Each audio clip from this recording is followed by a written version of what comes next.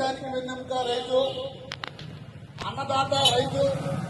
మనందరం ఆనందిస్తున్నాం అంటే అన్నమే కాదు, ఎలాంటి ఆహారం తీసుకుంటున్నా అన్ని ఆహారం రైతు శ్రామకు దర్శనం చూసి ఇవాళ దేశవ్యాప్తంగా రైతులు అనేక కష్టాలు ఎదుర్కొంటూ ఉంటారు. ముఖ్యంగా తుఫాన్లు, ప్రకృతి వైపరీత్యాలు, కరువు ఏదొచ్చినా ఫస్ట్ ఇబ్బంది పడేది కష్టపడేది రైతే. అయితే ఇటీవల చూసే మనం ఈ రాష్ట్రంలో ఒకదాని గంట ఒకటి తుఫాన్లు వచ్చాయి.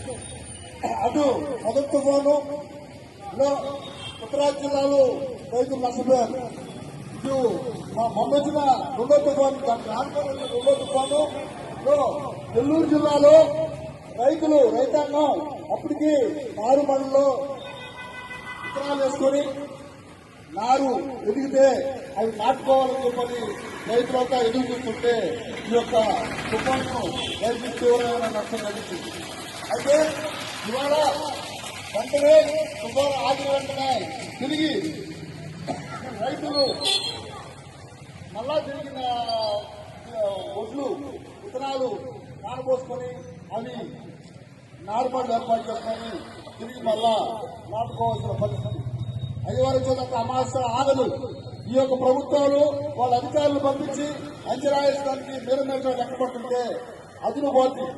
వెంటనే రైతు ఏడవ చోట అప్పు తెచ్చుకొని తిరిగి మళ్ళా విత్తనాలు కొనుక్కొని మళ్ళా పోసుకున్న సందర్భంలో ఎన్నికలు చూస్తా ఉన్నాం.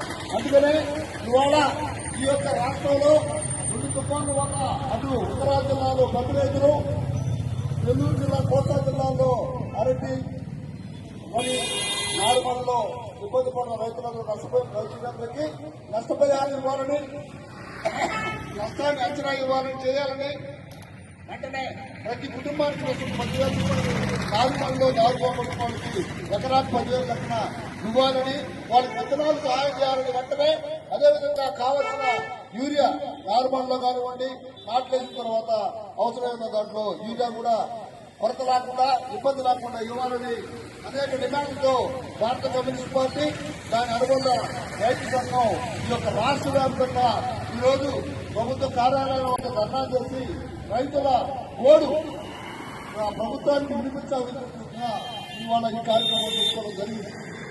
కాబట్టి మనకి అన్నం పెట్టే రైతు కష్టపడితే రైతు కంట నీళ్లు వస్తే అది ఖచ్చితంగా మనకి ఇబ్బందికరమైన విషయం.